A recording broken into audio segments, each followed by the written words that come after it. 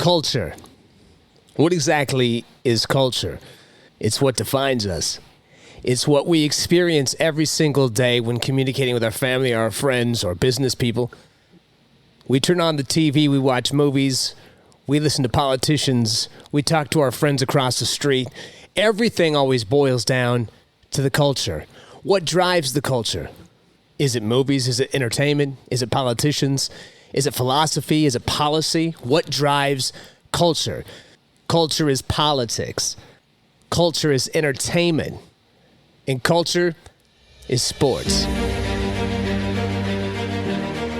Here at Boondock Underground and the affiliated shows, we always try to capture culture. We want to talk about culture. We want to reveal culture. We don't believe in the cancel culture, which permeates almost every part of our lives. No matter what happens, we watch movies, we watch TV shows, we watch politicians on TV. No matter what we do, cancel culture is always really, really close.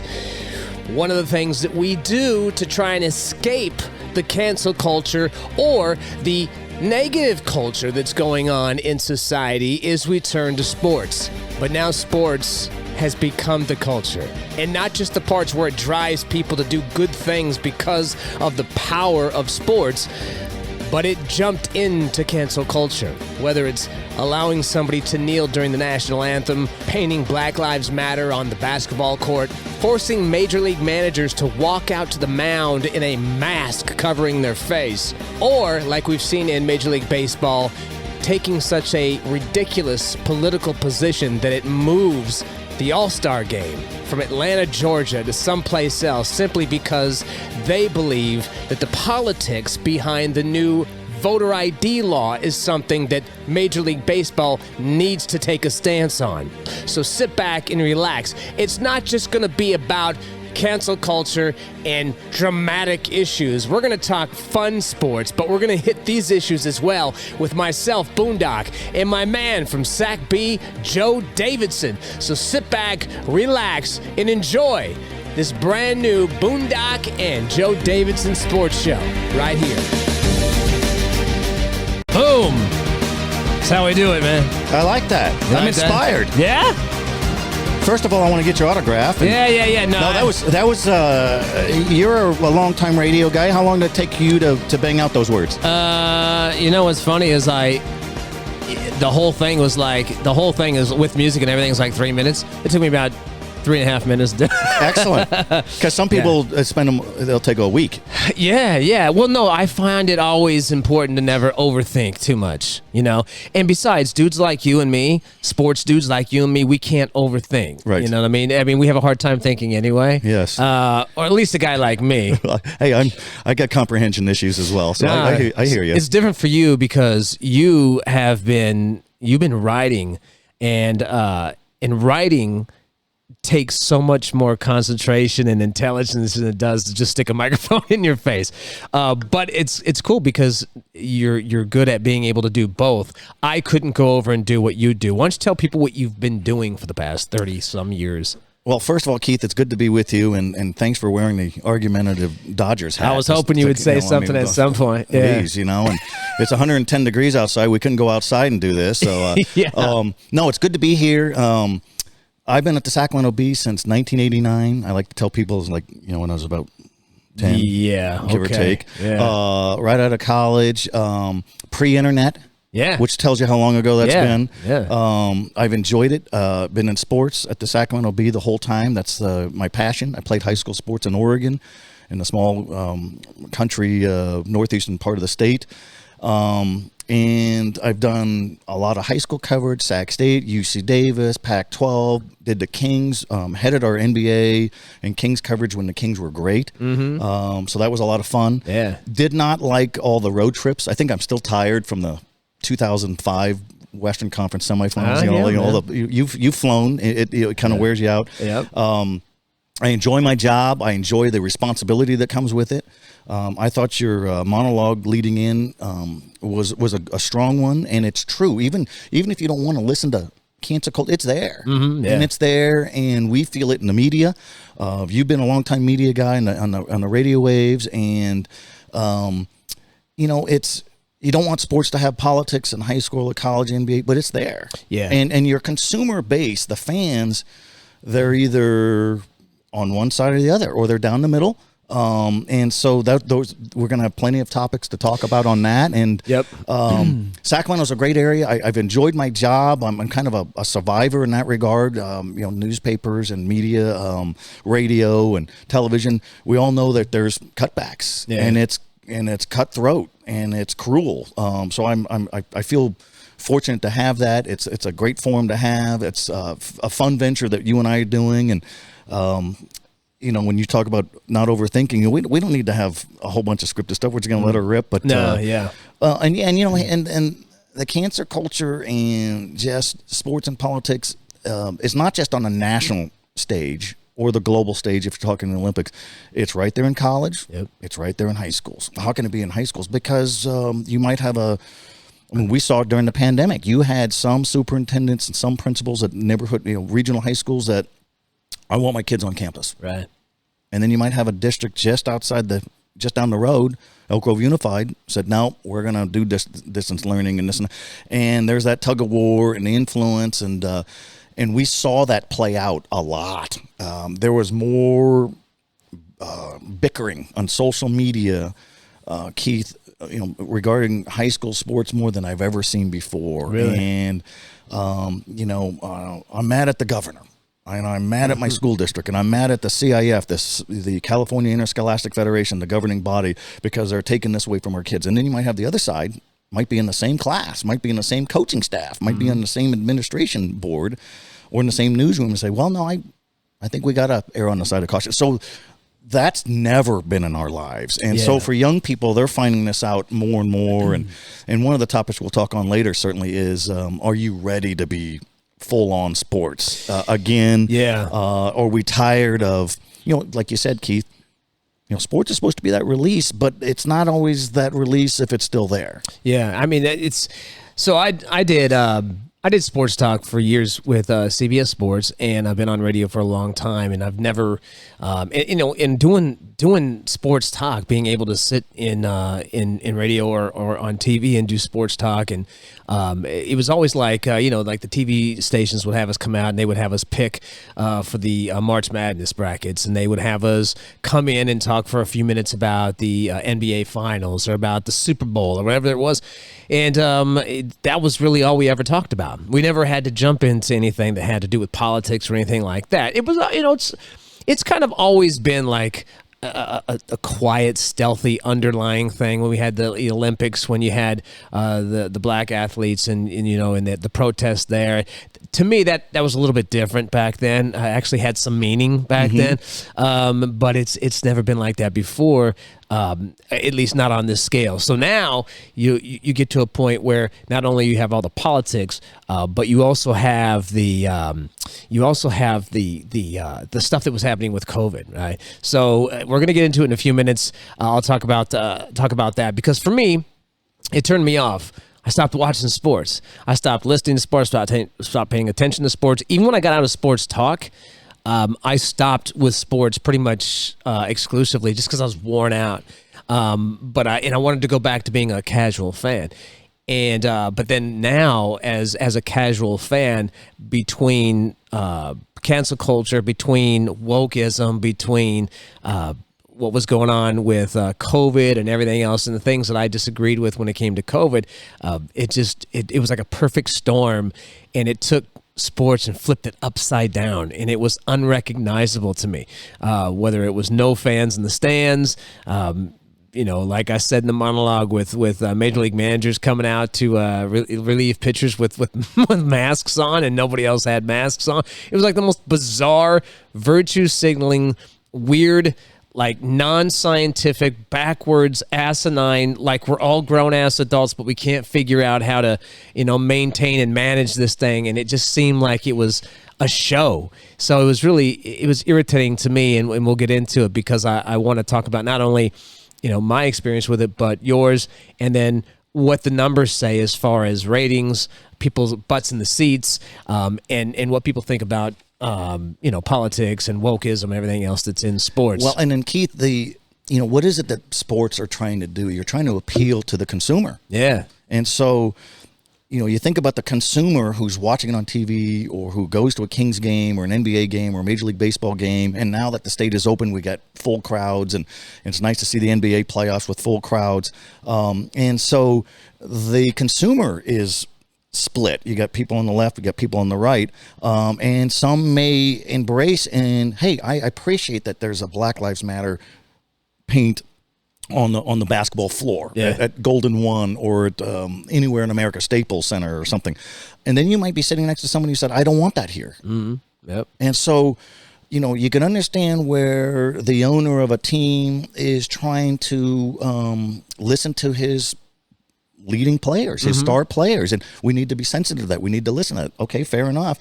But then but those aren't your consumers. They're your employees. Right. So that's a tough deal. And I think basically what we're saying here, Keith, is let's get back to normal. Yeah, it'd be nice. I don't think that BLM is going to be on basketball floors long term. I think the mask issues or the masking is slowly ending for concerts, for large sporting events. It was so cool to see some of these NBA playoff games in Phoenix, in Denver, in Milwaukee, in Brooklyn, in Utah, and that place is packed. Because last season, or even earlier this season, there's nothing worse, Keith, than piped in crowd noise for a basketball. That's it's just goofy. Football too. It was crazy. Like you look up there, and for a while I wasn't even I'd be at the gym and I'd see the baseball came back and I'd look and you had to double take, and then when you did, you'd see. Oh, those are cardboard people. Those aren't real people, man. And that was weird to me. Even the cardboard people look bored. I know, right? It was look at all weird. Those cardboard people dozing off. It was bizarre. 49ers games. Yeah. And I went to one 49ers game, not to interrupt you, Keith, and covering an event. You've done concert reviews. You've gone to Grammys. You've gone to Super Bowls. You've gone to championship games.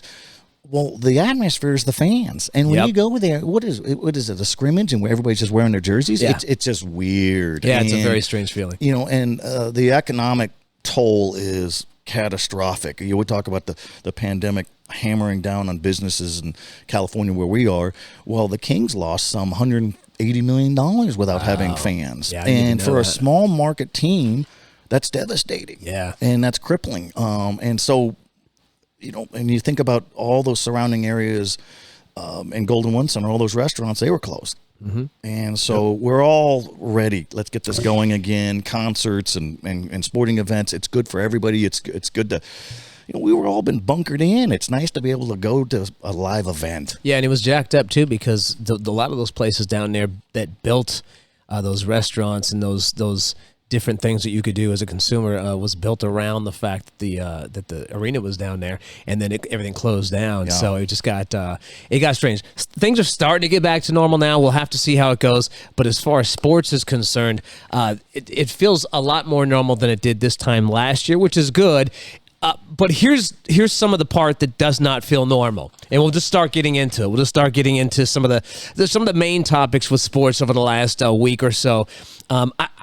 I haven't been watching too much NBA, so we'll get into that in just a couple of seconds because I know that the Phoenix Suns are in the Western Conference Finals, which is bizarre to me. I haven't seen that since the Dan Marley days. Charles Barkley. 93, 94. Yeah, right. 93, 94, where they should have won the NBA Finals, but Paxson came out of nowhere and put a dagger he was in open. there. Yes. Oh, my God. Yes. I saw him collapsing on Jordan. I'm like, no, don't leave Paxson open.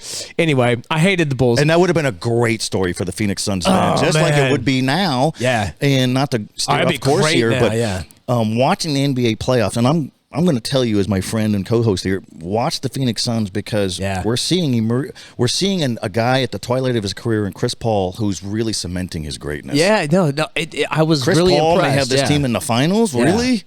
And my man Booker, who I liked coming out of college, who I thought was going to leave Phoenix at some point, and so Yeah, that's a really cool story. It's not a big market team, obviously, although Phoenix is a relatively big size market, but does not have a sports NFL, market. does have an NHL, does have major college, so it is big. It does have, it is, but and I'm not sure it's not recognized as big as New York, Chicago, Miami, Philadelphia, LA. Yeah. It kind of feels like it's on the same trajectory as Sacramento, although it does have NFL, NHL, Major League Baseball. It does have all the big sports, and I think they have a Major League Soccer team as well. So I don't know if that's true. I don't pay attention too much to soccer, but I'll have to ask the soccer people out there. Silence over here. I'm not sure either. I don't think they do.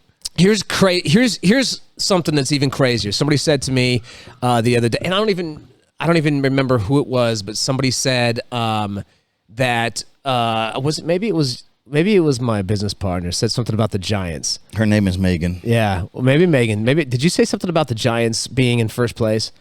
Yeah, that's right. She did. Okay, so I just want to make sure. She was taunting I just want to make sure that was the female I got. You had a Dodger hat. Yeah, well, no, it's what we were looking at the TV, and she was like, "Oh my, I can't wait to go to a Giants game." The Giants are like having like the best year in like years, and I'm like, "No, they're not." I haven't been paying attention, and then I looked at the standings, and I'm like, "Holy crap, they are!" They're like so. In Major League Baseball and all these different MLB and all these different websites came out and gave their top 5 teams that are out there, and if you look at just on record and everything else, you got Tampa Bay, who was in the World Series the bizarre quasi World Series that my Dodgers did win, and then you got the Chicago White Sox, you got the LA Dodgers, San Francisco, and Oakland. Yeah. I mean, you got Oakland in the top 5 right now, looking really good in the American League West. With small market budget. Yeah.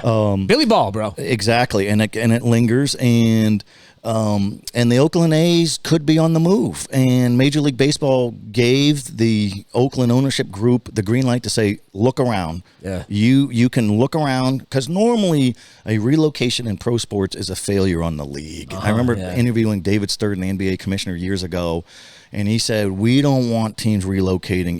It's a bad look. And, well, that's interesting. And but the Oakland A's, Oakland has already lost the Warriors to San Francisco, lost the Raiders to Oakland or to Las Vegas, and may lose the Oakland A's, all because there's not money to get a stadium. I'll build a new stadium. Where's it going to come from? Who's going to pay for it? And so, where would you put it? And it's the most archaic old dump of a major league or NBA or NFL major sports venue. Sports. I mean, I moved to the Bay Area from LA when in 1987, right? So, and I don't know, I was maybe a year and a half old.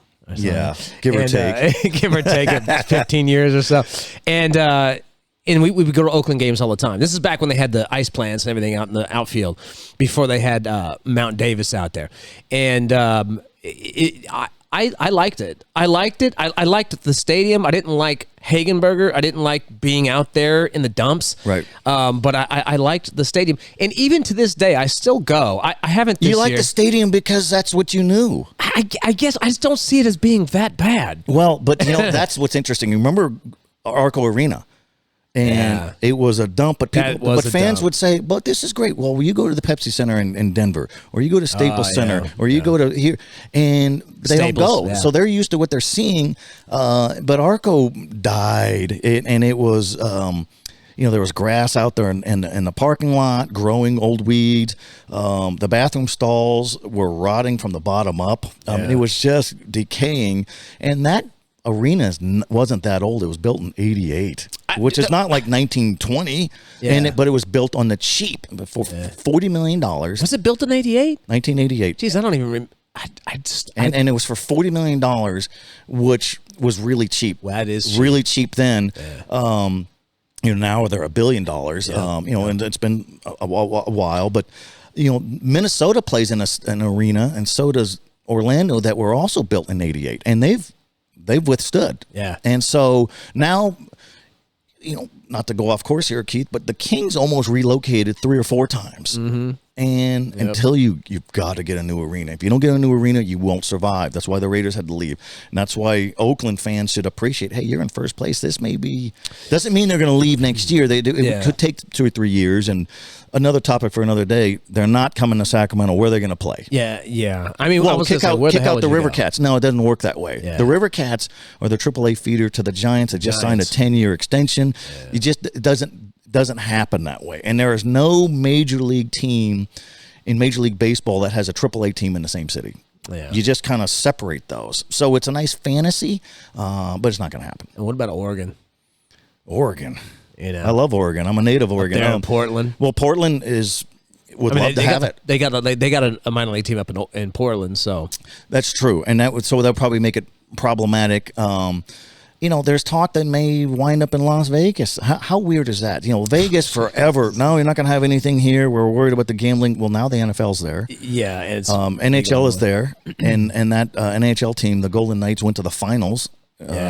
Stanley Cup Finals a couple years ago, and they may do it again this year. Yeah, and that's like okay. Yeah, I don't think. The Raiders will probably be good. I think they'll be a lot better this year as well. So they could have a successful NFL team. The Golden Knights, they're playing. They're probably going to beat Montreal, so they're going to be doing well right there. Isn't that amazing? Yeah. So I could see Oakland going there. Yeah. Well, but here's the thing: is we're bemoaning. It's a great word. We're bemoaning and fussing about this 109-degree weather here in El Dorado Hills. Yeah. Well, that's like that in Las Vegas every day. You're doing and at night, if you're doing baseball up there.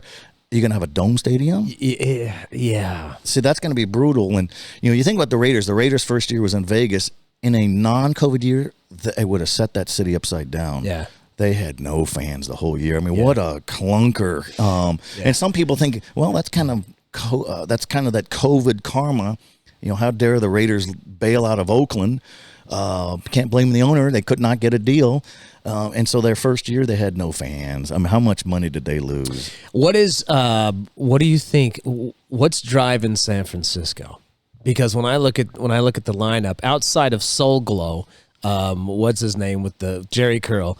I don't even hardly know any of these guys. I hear you. You got Brandon Evan Belt. Longoria. He's still on the team, right? Yeah, and you got exactly. You got Crawford, Belt, Posey, 3 anchors. A year ago, those guys are old, the fans were all over. The manager. They wanted a new guy. He looks like he's doing some good things. There's a local story of note, Sam Long. Yeah, you were telling me about him. This guy's Sammy Ballgame. Sammy Ballgame, Slinging Sammy, and he grew up in Sacramento. He played at Del Campo High School. Was a 3-year starter, All-American at Sacramento State. Was drafted by the Tampa Bay Devil-Rays. Had a back issue that people didn't know about, which hurts your pitching. Yeah. And so within a few years, he was out of baseball, and he started taking classes, Keith, at Sac State to be an EMT to be a firefighter. Nice. And he was only 24, and he started working out with a guy in some facility in Sacramento, and he was throwing 93 miles an hour. And what happened, he got healthy, and his back got stronger. And I said, you're a lefty. You're throwing 93, 94. And then he got back on the radar, and the Giants signed him a minor league deal. And all of a sudden, he skyrockets right up. He blazes right through AAA. And now he has his first start for the Giants last week. He 5 innings, 8 strikeouts, 1 walk. It's like, how about that? Yeah.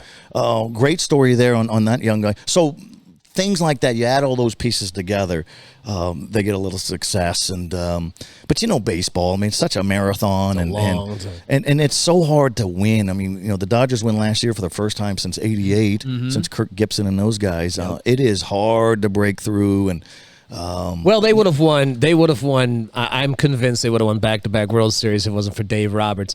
Dave Roberts is the worst manager in all of sports. Oh. I've been saying it for a long time. I don't know if he's worse than what Doc Rivers has done with Philadelphia and blowing all these leads. In the NBA lately though. But Doc at least had he had a championship under his belt. Took the Celtics and finally won after, 86 maybe. Right.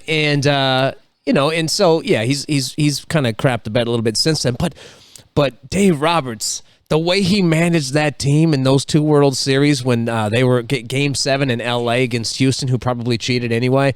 But it's like Probably. Yeah. Can I edit that word out? Yeah. So they did cheat. They can go ahead and keep the ring. No, whatever, man. There's an asterisk. But I mean, watching him manage that was like watching blind people, try to navigate. How does he hold his job then?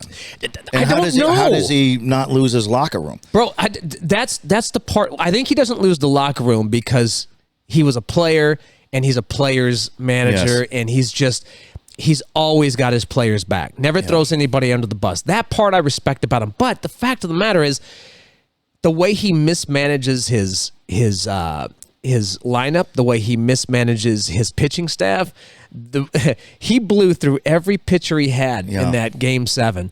In that whole series, he blew every. It was like you look at the bench, there was nobody left to pitch. Yeah. Like, what are you going to do now, man? Yeah. Like, you didn't end it. And he would do like these weird righty and lefty things. And I was like, bro, you're not smart. You're not doing what traditional guys do. What was it we were saying Russo. earlier in the show? Don't overthink. Yeah, dude, always over. Yeah. He's the Dusty Baker of his time, Dusty Baker would always overthink. And that's the thing about managers or coaches.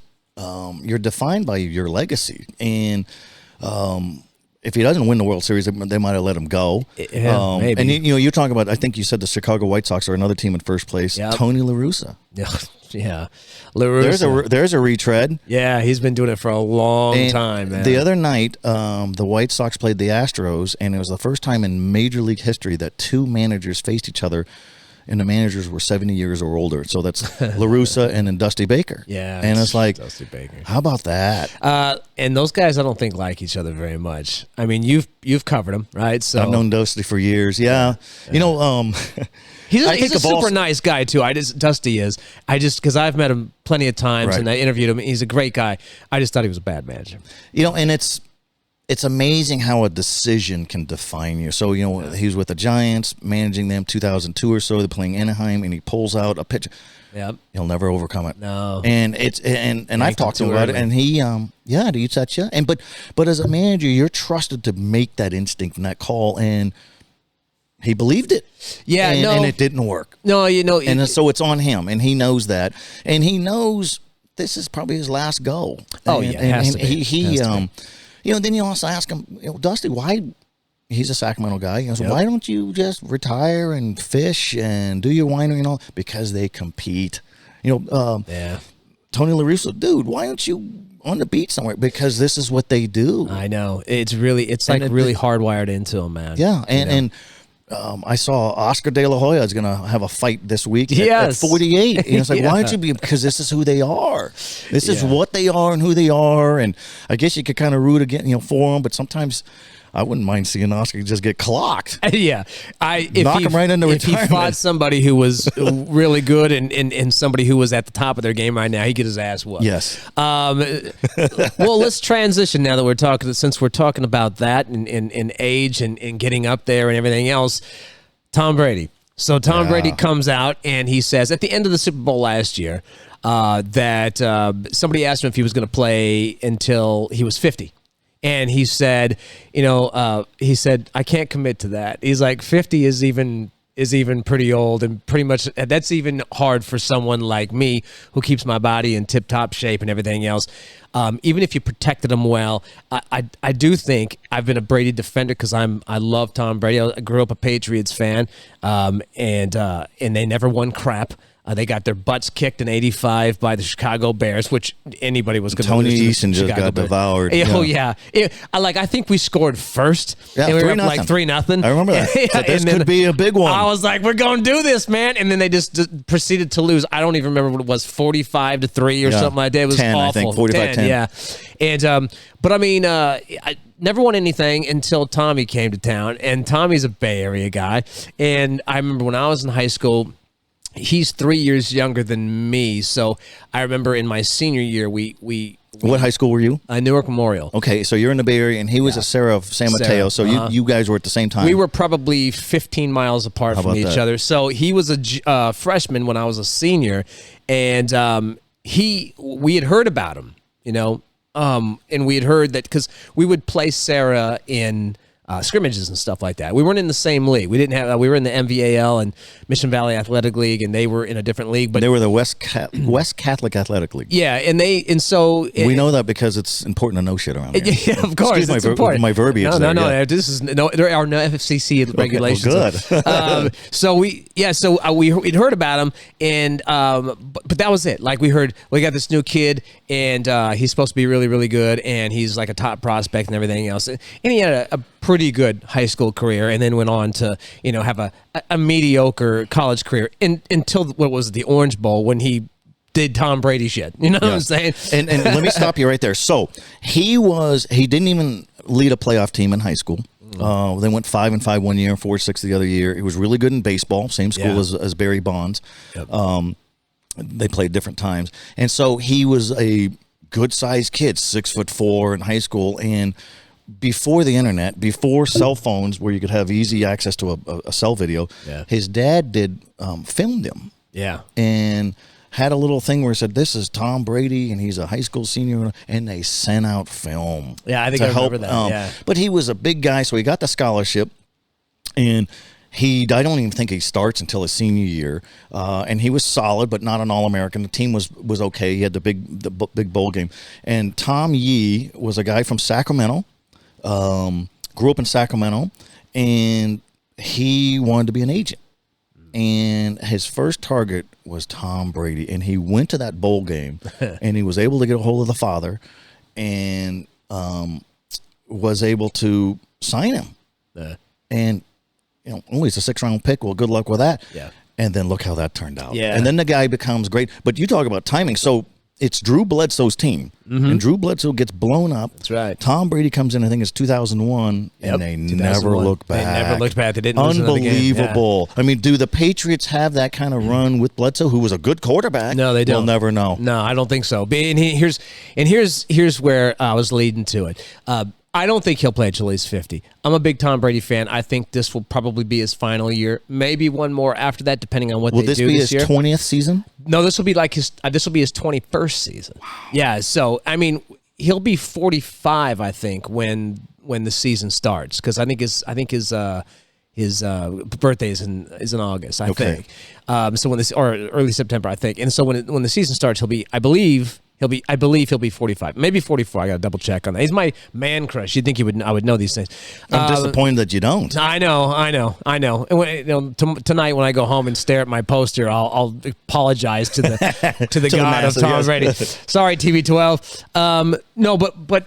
So we had this big discussion when he went to Tampa Bay, and it broke my heart, man, because I have zero love and affection for anything that's in Florida. I don't care about any teams. Neither does anybody there, right? So it's like, I didn't want him to go to Tampa Bay. I was like, this is the crazy thing. I hate the San Francisco 49ers with every bit of passion that I have. And every fiber in your body, every single fiber. I hate them so much. I want them to drop out of the league. And you know what? It's mutual. I know. They probably say, hey, I promise who's it Keith is. Brooks? But here's the crappy thing. Is he still on the air? I was actually pulling for him to go to San Francisco because he'd be close. There were discussions. It would be like a story of him coming home. That's his home team. That's who he loved. His Joe Montana. He continues to call Joe Montana the GOAT. So it's like, it would be a serendipitous. Mark that down. It's the first time I've ever used that word. I don't even know what it means. I don't know what it means either. I've just heard it a few times. And so he goes, I was thinking he could go there, and if he had gone there, they would have won the last 2 Super Bowls. But instead he goes to Tampa Bay, and then they win the Super Bowl. And I didn't watch any NFL last year, which we'll talk about in a second. But I did really sealed his greatness. I mean, he was already great. Yeah. But to go to another team and really wasn't sharp all season, but boy did he click. I mean, it's like, and here's the thing, a lot of people can't stand Tom Brady because they're successful. Exactly, and he's not on their team. Yeah, exactly. And so it's easy to. There were a lot of Buccaneers fans who probably didn't like him. Now he's on their team. Oh, we love the guy. It's just like in Major League with the guy that who was it? The guy that came over from from the Yankees and he played for Cleveland. And they hated him, and he goes, "Yeah, it's amazing what a new uniform can do to a guy." How about Dennis Rodman when he was with the Detroit Pistons? The Bulls fans hated him. Absolutely. Then when he was with them, he's just just misunderstood. He's our guy. It was the same thing with me. I hated. There's a lot of people that I could not stand, but I knew that if we got them on, and that happened a couple of times. I get a couple of guys that I absolutely couldn't stand on my team, and Wes Welker was one of them. I just didn't like his little Speedy Gonzalez look. He just irritated me. And then he came to our team, and I'm like, yes, sir. I love the guy. And then I called him Sir Drops a lot because he couldn't hold on to the ball when the moments were big, which was crazy because he was so good otherwise, But so Brady's easy to root for, yeah, because he's greatness. And there's the same kind of argument, Keith. Well, LeBron James. A lot of people don't like him. Hey, just appreciate this guy's greatness. We don't see guys like this every year. That comeback that Brady had against the Falcons a few years ago in the playoffs, and it's like we are watching greatness unfold. It's like this is Montana-esque, and here he is. Back to your original point, I hope he doesn't play till 50. Nah, I don't want to see that. And I would think his family, wouldn't want him to. And there's nothing worse than seeing greatness erode. Yeah. And where you're just not quick enough, and your arm strength is a little bit less. And the fear is we may see that this year, or he could just do more Tom Brady things again. I think before he allows that to happen, he would leave, because guys like Peyton Manning, I watched him bumble through his last two seasons, and especially the one where they won the Super Bowl, where he was a liability, right? And he knew it, yeah. But his greatness was enough where they won the Super Bowl, but he was a fraction. He was a shell of himself. Oh, he was a shell of himself, and I've seen it. I watched him in person in his prime, and it was meticulous. I've seen Tom Brady a ton of times in person. And his ability to check down, to read defenses, to adjust, his ability to throw. He didn't have the strongest arm in the world, but he would put footballs in places where I was like, "Why are you throwing it?" Oh, there is somebody right there to grab it. Like, it was like he kind of forced everybody around him to step their game up, to come in early, to leave late, and he got them all to buy into this, team first, me second mentality. And then so the big discussion when he went over to Tampa Bay was, well, we'll find out if it was Belichick or Brady.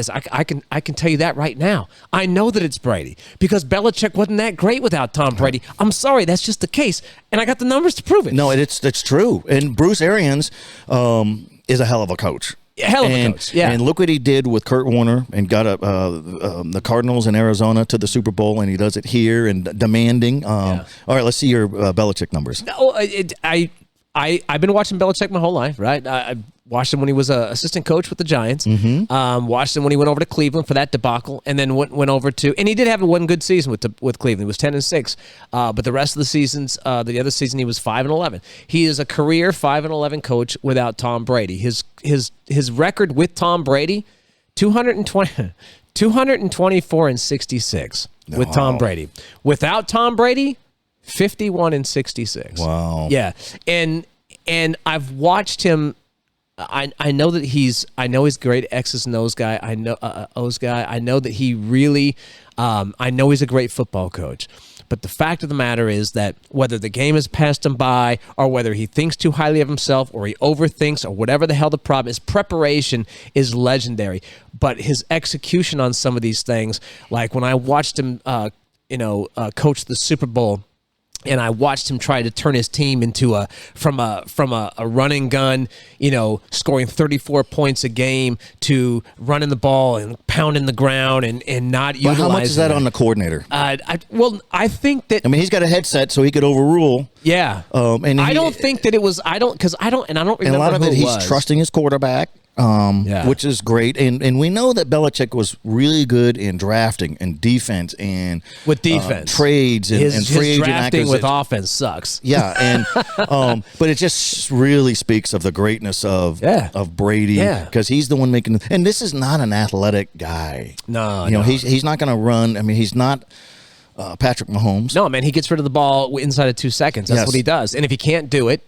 And he makes sure that the receivers around him understand that they need to be where they need to be, and it's all about precision with him. Yeah. And as soon as that precision is gone, that's when things start to fall apart. That's why that last year in New England, and they had all those rookies, and they were just dropping balls right and left. They weren't where they were supposed to be, and he was so frustrated. And they just wouldn't get the guys to surround him. If the Patriots would have gone out and onto the free agency market and got a couple of guys to surround him, but sometimes guys need a change, and yeah, true. Look how motivated he was, and who would ever thought that the 49ers would have ever traded Joe Montana, and they traded him because are they going to be committed to 2 monster contracts? This is back in 93, 94 or so, and they traded him because they had Steve Young. Yeah. And then Montana had a couple big years, motivated. Well, and look at Peyton Manning. How could he ever leave Indianapolis? Well, they're gonna draft Andrew Luck. Yeah. There's you can't fault and that. You're going to Denver. And then he puts them over the top. The next guy who may be in that kind of argument is Aaron Rodgers. Probably not going to be back with Green Bay. Glad you brought that up because that's my next topic. He's fed up. Yeah. And if he goes to Denver or wherever, he's going to be motivated. And there's a lot of greatness left in that guy. He was the MVP last year. He's got several years left in him. That was the next thing that I was going to move to as you're hanging out here with me, Keith Brooks, a.k.a. Boondock, and my man Joe Davidson here on this brand new sports show that we've just launched. You're going to love it. I know that you are. I'll give you details on how exactly you can listen and where you can find it. We got the YouTube channel now. We've got everything's kind of working in our favor. So social media. You're going to have to look at our ugly faces now. But we talked about I talked about Aaron Rodgers all off season because he won the MVP. I've interviewed him several times. You probably have as well. I didn't like him at first, and I've never been a Green Bay fan. But over the years, he's grown on me. I like the fact that he's kind of a local kid. I think he played at he was up in Chico, right? He was at Pleasant Valley High in Chico. Yeah, Pleasant Valley High, and then went to Cal. Well, went to Butte College. Then over to Cal. The one thing I didn't like about Aaron Rodgers, and he still pounds this theme, and good for you, Aaron Rodgers, where you always have this chip on your shoulder, and you got overlooked. Nobody's in the market for a 5'10", 165 pound quarterback. They're just not. No. And so he goes to Butte College, which is a national powerhouse right there in Oroville. And our producer Megan say, I know where that is. And he it was his latest freshman year, and Jeff Tedford, the Cal coach, had the Bears soaring. He went up there to go watch a practice because he was looking at a tight end and said, who's this quarterback? Yeah. So he'd grown 2 inches and added some weight. That's how he got discovered. Yeah. And he probably would have wound. So then he goes to Cal, and I covered a lot of Cal games, and he gets Cal rolling. And they played a game at USC, 102,000 people or 98,000 people down in the LA Coliseum. And he completes, I think, 22 in a row. Yeah. After they lose late. Yeah. And he didn't want to face the media. Oh. And so a lot of us media people said, get him out here. This is part of leadership, accountability. Yeah. And so he finally came out, and I asked him about it. And he kind of said, yeah, I need to be out here. Yeah, you do. Yeah. So he's always kind of had a little bit of that with the media. That edge. Yeah. And he certainly has had a great career with Green Bay. But there are reports coming out now, Keith, where people have said, general managers around the league said he's not always well liked by his coaches or the front office or his teammates. He's considered kind of aloof and egotistical or whatever. That's always been his whack. You're as good as what you're Tom Brady's teammates love the guy. Oh, yeah. And one thing that Aaron Rodgers has always done is he's always given back. And he when Paradise High School burned, or the whole town burned down, that hit home for him. He wasn't a Paradise High guy. He was just up the road. He donated a lot of equipment, a lot of helmets. Didn't do it for show. He did it because he cared. No, he does. He does. But there's something deeper with this guy too, where he's had a falling out with his parents. Yeah, his brother, and he won't talk about it. I've interviewed his parents, not about this, but when he was a player, it's always a local good story when they're in the Super Bowl. They're deeply hurt, and we don't know what's going on there. Really, none of our business. And there's a lot of good reporters out there. They can't seem to figure it out. And there's something went wrong where what I could deduce is they didn't approve of his lifestyle or a woman he was with or his falling out with his brother or something. Mm-hmm. And we could say how we feel here, Keith, but that seems a little shallow on his part. He's always been that way. Like the rap on him has always been he's kind of a aloof, shallow, thin-skinned. Always talking about how the Niners didn't pick him. All of that stuff. That the Tom Brady dealt with the same crap, and he turned it into the greatest quarterback career ever. Hey, and it worked out just fine for Aaron Garcia or Aaron Rodgers. Who's to say that Rodgers would have been Hall of Fame great if he stayed with the 49ers? We don't know. We don't know. But I will say this: I have watched Aaron Rodgers now for since he came into the league, and I was a Favre fan, and I love Favre. To this day, I love Favre, and I didn't know much about Rodgers except that he was kind of a local kid, and then over the years I watched him, and I didn't like him because of that aloofness, that sarcasm, that douchebaggery that seemed to he just kind of gave off this douchey I'm better than you vibe with them big ass bug eyes of his, and it just irritated. Tell us how you really feel. Yeah, he looked like the great Gazoo from the Flintstones with that stupid helmet that was way too big for. I was always irritated at him, and then over the years, and then I interviewed him at the AT&T Pro Am, right? And up in Tahoe. At the not at Edgewood. That's the other one. At Pebble Beach. Gotcha. Okay. And we were sitting down talking, and I said, I'm going to get him on, and I'm going to force him to acknowledge that Tom Brady is the greatest of all time, right? And it just come off. This was 2014.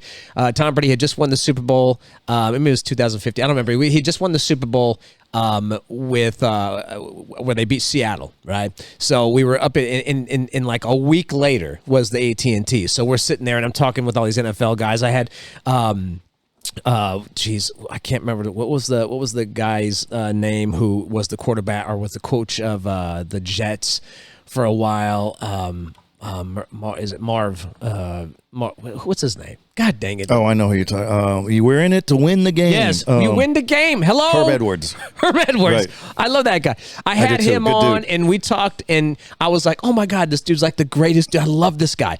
And then we had a couple other guys on, and then in comes Aaron Rodgers, and we were not sure he was going to actually sit in with us. And my producer said, "We got Aaron Rodgers coming." I said, "The hell we are." Aaron Rodgers ain't coming in here. That dude's he's such a douche. He's not going to come. He's not going to sit down with us. He's not going to talk football. He's going to be, I don't know, texting Danica Patrick or something. So I'm like sitting there, and then as I'm talking to my producer with my head turned, talking to my producer about how he's not going to come in because he's kind of a douche, Aaron Rodgers comes walking in. And I don't think he heard me, but he came walking in. No handlers, nobody. He just said, I think I'm supposed to be here next. And we were the only radio station there. And he sat down, and we probably talked football for 25 minutes when he was supposed to be there for about 5. How was he? Sweetest dude in the world. Good. And I'm pissed because he was such a nice guy. Yeah. And I was like, and I said to him before everything else, I said to him, and this is back when I was at Sports 1140, and I said, before we get going, can I just get you to admit that the greatest of all time is Tom Brady? He goes, I've been saying that for years. And I went, I love you. Yeah. All right, the rest of this interview is done. I don't need to say anything else. The man's like a good guy in my book. And you know what? That's Aaron Rodgers. He has goodness. He can be very likable. He's done a lot of good interviews. When he plus he got to see Danica Patrick. Exactly. I used to talk to him quite a bit when he was at Cal, and you would appreciate this story, even though you're not a Packer fan, but you're a football fan. When he was a rookie with the Packers, I went up to Green Bay to do a story on a week at the training camp inside Packer Mania through the eyes of like 3 local guys. Mm-hmm. The assistant head coach, line coach was James Campen, who went to Ponderosa High School, played for years in the NFL with the Packers. So he was my host of sorts. I'd known him for years. A couple other guys were local, and Aaron Rodgers. And here was, this was Brett Favre's team, and Campen, the coach from Sacramento area, he was buddies with Favre, and he set me up with a nice one-on-one, which was unheard of in Green Bay. Yeah. Favre was in such demand that he only did one press conference a week. Wow. But he said, we brought him in, and we chit-chatted, and I said, what do you think of Aaron Rodgers? This guy may take him. He goes, I hope he pushes me. Yeah. And I thought, pretty good attitude. Yeah. And because when he first came in, it didn't sound like he was. Nobody wants to. And I think here's the irony: is Aaron Rodgers has got his thong in a bunch because he's got. They drafted a quarterback last year. Not a bad one. Hey, you gotta. It's a business. And we know in the NFL, same thing happened to Tom Brady. Exactly, and you're gonna take a hit. You could be gone. You could, just whatever. If you're the Packers, I think you have to trade him. It's hard to. Yeah. You can't make him report. No, he's already skipped minicamp. Yeah. And that was the question I was going to ask you because he skipped minicamp. I don't expect that he'll be there at all through. And what a bad look. It's a bad look, but NFL MVP for a Super Bowl contender who doesn't want to be around. And that's crazy too because Green Bay is a Super Bowl contender. I don't know if LaFleur is not. I don't know if he's the guy or not, but it's like I'm not 100% sure what they're going to do. I guess you're right that the only thing you could really do is trade him, but doesn't that that kind of sets a bad precedent moving forward. But this is sports now. Look at Zion Williamson. The word came out this week. He's the powerhouse forward for New Orleans Pelicans. He's a beast. He's a man-child. And the family, this is how sports have changed, Keith. The family is leaking it out to the media. Well, we'd like to have a change. Well, bro. Were you the coach? Yeah, he just got here. And so, is it a bad precedent? Geez, Magic Johnson in 1981 did not like Paul Westhead anymore. Yeah. And they won a championship. So this stuff's been going on for years. And that's the deal with, we'll talk about this in other shows, but in high school, the coach is the boss. Yeah. In college, the coach is the boss. Yeah. In the NBA, NFL, coach is really the boss it's in college. You really, these players they got pull. Oh, they do. John Elway. They have a huge influence. 1983 NFL draft. I don't want to go to, and he came across as arrogant and petulant and bad. big target, and he tried to say, well, I can't play my best football in the cold weather. And you're like, go to Denver, bro? Yeah. Have you been to Denver? He's just trying to leverage his way out of there, and he became an all-time great. There's no doubt, but it was bad look. And he didn't. Irsay is one of the all-time douchebags, if we want to talk about douchebags. He is. That you see these documentaries, and I'm not interested in selling the Colts. Exactly. And then they move. Or I'm not interested in moving. And so that's what's great about sports is you have I don't want to say purity of high school sports and college because we know there's a lot of business going on. We'll talk about that in upcoming shows and transfers in high schools and the transfer portal in college and these, should college athletes get paid some kind of stipend? Yes, probably. I could see why they don't. You don't want guys making $100,000 a year washing cars or whatever it might be. So, no, if you're the Green Bay Packers, a fan, and there's a huge amount of Packer fans in this country, even though it's the smallest market team, they're hurting. Yeah. Because if they lose, they're never going to get fair value. They'll never get fair value, and nobody will ever be Aaron Rodgers. They'd have to reboot. Yeah. Oh, yeah. Yeah. So we know that draft picks are the lifeblood in the NFL. So what is he going to get? 2 first-rounders? Yeah. I mean, you could. Years ago, he'd get 4 or 5. Yeah. That doesn't happen anymore. No. Back in 78, 79, I did a flashback story when the 49ers won the Super Bowl a couple years ago. The 49ers had some dreadful trades. They traded in 1978 for washed-up O.J. Simpson. Yeah. And they gave up 3 number 1 picks. Yeah. I remember and he had nothing left. Yeah. That'd be unheard of. Yeah. Today, you might give up a 5th rounder.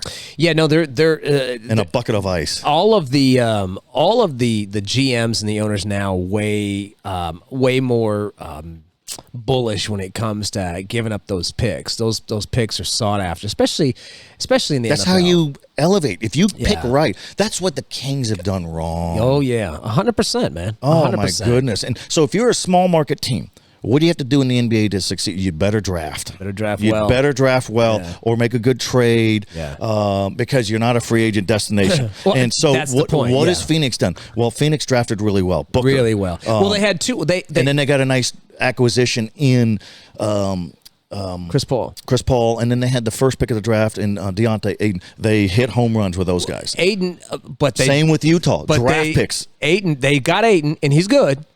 They could have had Luka Doncic though, and they did have 2 years in a row where they blew the fourth round pick. The fourth overall pick. They had bad back to back, not bad back to back. They had one bad fourth pick four, number 4 pick.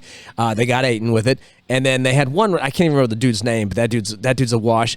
But they could have got Luka. But I mean, they've done pretty well. And that's how you get and they've built it because they're not a destination city the same way with Sacramento. Right. Sacramento's got to draft well and hope that they can hold on for 3 or 4 years. You can't have Thomas Robinson. You can't draft Jimmer Fredette. You can't draft Thomas Robinson. God. You can't draft Stop Quincy drafting Doobie. White guys. Just guys who can't play. Yeah. But here's the thing about Luka Doncic. So why didn't the Kings grab him? Well, wouldn't Vlade Divac, Kings general manager then, most beloved King in all time or in franchise history, he might have been onto something. Because if you see The Athletic and ESPN had some great reporting on Luka Doncic, so Rick Carlisle just stepped down with 2 years. He couldn't 13 years. He could not get along with his star player. His star player, Luka Doncic, who was a hell of a player, was mocking him at games, would do facial gestures. There was some infighting. So Rick Carlisle said, I'll bow out because this guy's a keeper. Yeah. Well, did Vlade know that? I don't know. You should still draft him. But here's the other thing: when Vlade probably did know since he's a European. He did, and attitude and behavior and all. Can you coach the guy? When you see Luka Doncic when he was playing overseas before he came into the draft, well, okay, he's 6'10", so he's big and can shoot, but is he fast? He's athletic? No. So it's like. Maybe this, so then you look at, he's pretty, and I'm not defending the Kings here. I think Marvin Bagley's been a colossal disappointment. Yeah. But when Mike Krzyzewski, the Duke coach, says of Bagley, who he had for 2 years, he goes, "This guy is a great player." Yeah, it's pretty strong. He's not been a great player. No, he's not. He has no. He hopefully he matures into a drive because he doesn't have it. Yeah. And his dad is trying to leverage a trade since they've been there. Yeah. They feel like they're. The media has been hard on him. The media in Sacramento, if you think that's hard, good luck anywhere you know what else. Kind of questions the media in Sacramento ask? Yeah. What's your favorite color? Yeah, I'm telling you, What's man. What's your first car? Yeah. Do you like pepperoni pizza or cheese? It's a pretty soft market. Bro, I lived in Phoenix for a while, and even the press in Phoenix can be tough on you. Sure. A lot tougher than they are in Sacramento. Which is not to say that the Sacramento press, you included, don't ask hard-hitting questions or don't know their stuff. They all do. They're very good. But it's not the same market. Right. And I think that the media people, I mean, as a writer for SAC-B doing sports, did you ever feel like you didn't want to cross a line with an athlete because you didn't want to piss them off and then be one of the causes that they want to leave town? Well, and no player would leave because of a media person, but I see what you're saying. That's where, hard work and just being professional and thorough. If you're going to challenge a guy and say that, Doug Christie needs to be better on offense and he can't just be a defensive player, then you better show up to practice the next day. Yeah. Don't hide. Yeah. Because some guys will do that. But when I was covering the Kings, I did a big takeout on Doug Christie and his wife Jackie and the whole thing where he had his fingers up in the air to salute her and geez, are you pussy whooped and what is it? Yeah. And I got to know him and I got to know her and I said I want this to be, I want you guys to really talk. They were fabulous and they talked about it looked a little goofy. Yeah, it looks like we look like a high school crush, but we've known each other for years. Mm-hmm. And I asked Doug Christie, I said, could you see where people think that you might be pussy whooped? And he goes, hey, Joe, that means I'm happy and more people ought to be pussy whipped. And I said, you know what? I'm okay with his attitude. Yeah. And the big part of the story was we had it before anybody else's. The Kings allowed him to have Jackie Christie, his wife, on the team playing. Oh, and Chris Webber and Vlade were the team captains, said, we love Doug. We're good with it. And I said, okay. I thought that was more than fair. That story doesn't work if they don't both talk about it. The NBA, and we're going to wrap this up in a few minutes here. We've only got a few minutes left, but I do want to. I'm just getting warmed up. I know. I want to end on this part of the discussion, which was something that you and I talked about having a couple of beers last week down there at Brick during Yard. the show. What are you talking about? Yeah, that too. It involves the NBA and it involves sports in general. I stopped watching sports. So let me ask you: Are you back? No. No, Okay. I'm not back 100%. For a couple of reasons. Number one, I'm pissed off at Major League Baseball for pretending to be political. Just shut up. Just shut up, man. Seriously, I don't want to hear about your. I am not concerned with your opinion about the Georgia voting laws.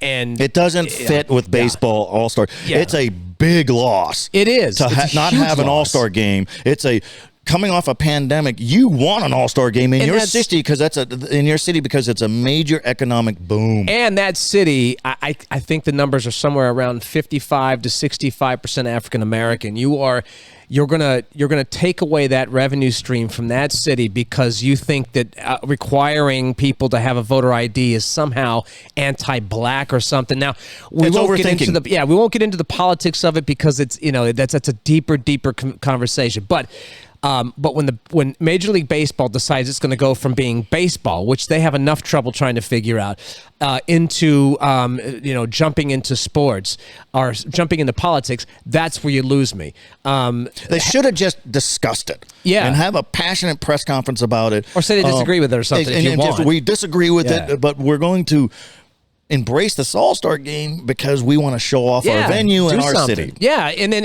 the other thing they've had Super Bowls there, right? Yeah, and then the other thing that they did was during COVID and having people, having managers come out there with masks on, and it's like some people had masks on, some people didn't. It was before the vaccine. It's like it was so bizarre and weird, and then cardboard cutout people and stuff like that. It's like what are you guys doing, man? Get your shit together, man. Like none of this makes any sense. Now I can understand in the first few weeks trying to figure some stuff out. I just felt like it was wokeness, it was political correctness running amok, and them moving the All-Star game. I have had many opportunities to go to Major League Baseball games since. I refuse to do it ever again unless they decide to pull out of this politic game that they know nothing about. And it's what we talked on earlier. The consumer drives all this interest, and you're not alone. There are hundreds of thousands. The ratings for basketball, the NFL, they took a hit. They did take a hit. Here's Major League Baseball. Last year's World Series, the Dodgers, Tampa Bay, 9 million viewers. All right. In the top game was their highest was 9 million, and that's including a massive second largest market in America. Los Angeles. 2019, 2019 they had 13 million at their highest game of viewing for the World Series. And so that's a huge hit just from one year to the next. And in their biggest year, 2004, they had 25 million people at their highest game watching World Series. It has dropped to 9 million. I don't think that's a coincidence. And then as far as attendance at the games, 32,000 was the average in 2007. In 2019, it had dropped to 26,000 now. And that was before the pandemic. Right. When it comes to NBA, You've got woke culture. You've got LeBron James mouthing off about everything, and we'll get into that probably on the next show because we don't have a ton of time left. But real quick, I can understand why LeBron James wants to speak out because he's got a big platform and he's done a lot of great things in helping kids go to college and all that. But again, your consumer. Do they want to hear? Well, the NBA is basically what the NBA is told a major with Black Lives Matter putting it on the floors, things of that nature, and then watching Black Lives Matter and Antifa burn cities down and things. Black Lives Matter, the sentiment is completely different from Black Lives Matter, the group, and it was, and then you had like these players coming out making it sound like if you don't agree with them, then you're some sort of racist. They alienated a giant part of their audience. And basically said, we don't want you. And it confuses, I think, the young people. It does. It does confuse the young people. Now, what am I supposed to believe? And I love LeBron James and I love this, but I don't, my parents are mad because of what he's saying. So it's... exactly. And the ratings have took a huge hit. And just to give you an example, last year's NBA Finals, or was this year with LeBron James Lakers facing the Miami Heat, they had 7 million viewers. Now, in to contrast that, we've only got a couple minutes left. Gonzaga and the Baylor game, 17 million people watched that. And something fresh, something without politics. Without politics. Dripping, yeah. And at least not, yeah. And LeBron James is one of those guys too who's like, it's not just politics. It's like, it's LeBron James who's always pushing it. And then on top of that, back in 1998, the Bulls and the Jazz, there was 37 million that watched that one. So you look at, and then ESPN real quick, the ratings for 2020, as far as the ratings were concerned, as far as the top 20 networks out there, you had Fox, NBC, ABC, CBS, Fox affiliates. You had Home and Garden, MSNBC, Food Network, TBS, The Learning Channel, Hallmark, Nickelodeon, Investigation Channel, never heard of that, USA Network, Univision, all Turner, History, and then ESPN, because they're the wokest of them all. So I think Gilligan's Island even had reruns. The reruns. We will get into that more on our next show. That'll be like a precursor to us talking about wokeism, and will I really come back at some point going into the next show. You may change your mind in a week. May do that. I'm glad everybody was watching, paying attention, hanging out with us. This is a brand new thing for myself and Joe.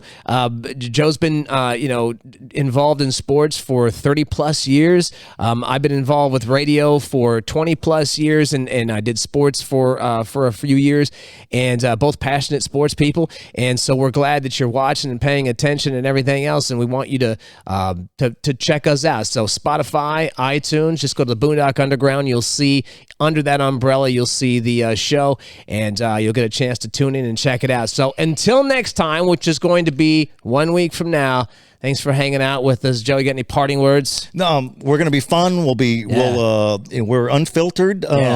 And then maybe at some point we'll invite people to send us an email or a text, and if you got a question or a topic, we'll jump on it. And we're gonna have a female who's part of our show is going to be over at the bar over there, who's going to be doing stuff and paying attention and basically pretty it up a little bit. Yeah, they're going to make it a little more aesthetically pleasing. Yes. So thanks for listening, and we'll check you out next time. I'm out.